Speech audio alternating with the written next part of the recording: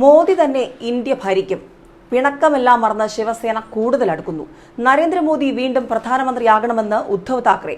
രാജ്യത്തിന്റെ അടുത്ത പ്രധാനമന്ത്രിയായി വീണ്ടും നരേന്ദ്രമോദി എത്തണമെന്നാണ് ശിവസേന നേതാവ് ഉദ്ധവ് താക്കറെ ഇപ്പോൾ വ്യക്തമാക്കിയിരിക്കുന്നത്. പ്രതിപക്ഷത്തിന്റെ മഹാസഖ്യ നീക്കത്തെയും ഉദ്ധവ് താക്കറെ വിമർശിക്കുന്നുണ്ട്. നമ്മുടെ പ്രധാനമന്ത്രിയായി വീണ്ടും വരേണ്ടത് നരേന്ദ്രമോദിയാണ്. എന്തുകൊണ്ട് പ്രതിപക്ഷ മഹാസഖ്യം ഇതുവരെ അവരുടെ പ്രധാനമന്ത്രി സ്ഥാനാർത്ഥിയെ പ്രഖ്യാപിക്കാത്തത് എന്നാണ് ഉദ്ധവ് താക്കറെ ചോദിക്കുന്നത്. ആ ചോദ്യത്തിന് പിന്നിൽ ഒരുപാട് ഉത്തരങ്ങളും മറഞ്ഞിരിപ്പുണ്ട്. സഖ്യത്തിലുള്ളവർ രാഹുൽ ഗാന്ധിയെ പ്രധാനമന്ത്രി സ്ഥാനാർത്ഥിയായി പരിഗണിക്കുമോ എന്നും ഉദ്ധവ് താക്കറെ കണക്കിന് പരിഹസിക്കുന്നുണ്ട്. മഹാരാഷ്ട്രയിൽ തിരഞ്ഞെടുപ്പ് റാലിയെ അഭിസംബോധന ചെയ്ത് സംസാരിക്കുമ്പോഴായിരുന്നു ഉദ്ധവ് താക്കറെയുടെ വലിയ ചടുലമായ പ്രസംഗം. ഇന്ത്യക്കെതിരെ തുടർച്ചയായി ഒളിയാക്രമണങ്ങൾ നടത്തുന്ന പാകിസ്ഥാനെയും ഉദ്ധവ് താക്കറെ രൂക്ഷമായി വിമർശിക്കുന്നുണ്ട്.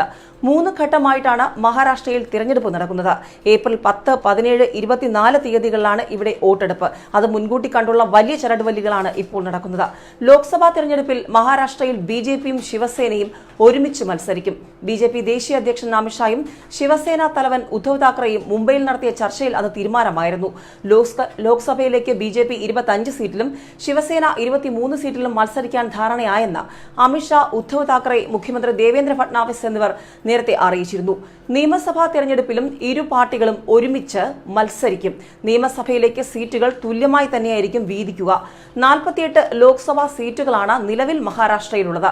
ഉത്തർപ്രദേശ് കഴിഞ്ഞാൽ ഏറ്റവും അധികം അംഗങ്ങൾ ലോക്സഭയിലെത്തുന്ന സംസ്ഥാനമാണ് മഹാരാഷ്ട്ര. 2014 നിയമസഭാ തിരഞ്ഞെടുപ്പിൽ വെവ്വേറെയാണ് ഇരു പാർട്ടികളും മത്സരിച്ചതെങ്കിലും ബിജെപി ഏറ്റവും വലിയ ഒറ്റക്കക്ഷിയായിരുന്നു. പിന്നീട് ബിജെപിയെ പിന്തുണയ്ക്കാൻ ശിവസേന തയ്യാറായി.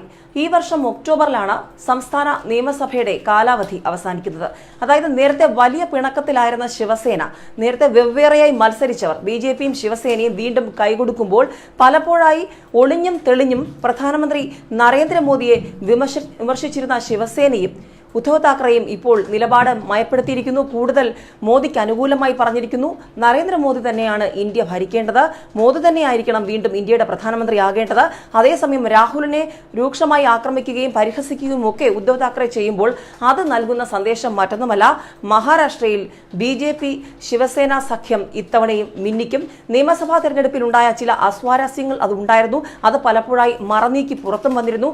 അതിനെയൊക്കെ അതിനെയൊക്കെ മറികടന്ന് ഇപ്പോൾ ബിജെപിക്ക് കൈകൊടുത്തിരിക്കുന്നു. അമിത്ഷായ്ക്ക് ഉദ്ധവ് താക്കറെ കൃത്യമായി കൈകൊടുത്തിരിക്കുന്നു. അതോടൊപ്പം തന്നെ കൃത്യമായൊരു പരിഹാസം, മുള്ളുവച്ച വാക്കുകൾ രാഹുൽ ഗാന്ധിക്കെതിരെയുണ്ട്. വിശാല സഖ്യത്തിനെ കളിയാക്കുന്നുണ്ട്. അതായത് ബിജെപിയുടെയും അമിത്ഷായുടെയും നരേന്ദ്രമോദിയുടെയും തന്ത്രങ്ങൾക്ക് മുന്നിൽ രാഹുൽ ഗാന്ധിയുടെ നേതൃത്വത്തിലുള്ള വിശാല സഖ്യത്തിന് വലുതായൊന്നും ചെയ്യാനില്ല എന്നുള്ള സൂചനകൾ അതാണ് ഉദ്ധവ് താക്കറെ ഇപ്പോൾ മുന്നോട്ട് വെക്കുന്നത്. ഏതായാലും 3 ഘട്ടമായി നടക്കുന്ന മഹാരാഷ്ട്രയിലെ തിരഞ്ഞെടുപ്പ് 10, 17, 24 തീയതികൾ വളരെ നിർണായകമാണ്. അതുകൊണ്ട് തന്നെയാണ് നേരത്തെ മഹാരാഷ്ട്രയിൽ ബിജെപി, ശിവസേന, ഉദ്ധവ് താക്കറെ ബന്ധം കൂടുതൽ ഹൃദ്യമായിരിക്കുന്നതും അവർ ആ നിലപാട് വ്യക്തമാക്കിയിരിക്കുന്നതും. ഒരു വോട്ട് പോലും ഭിന്നിച്ചു പോകാൻ പാടില്ല. നിലവിലെ സാഹചര്യങ്ങൾ പൂർണ്ണമായും എൻഡിഎക്ക് അനുകൂലമാക്കണം.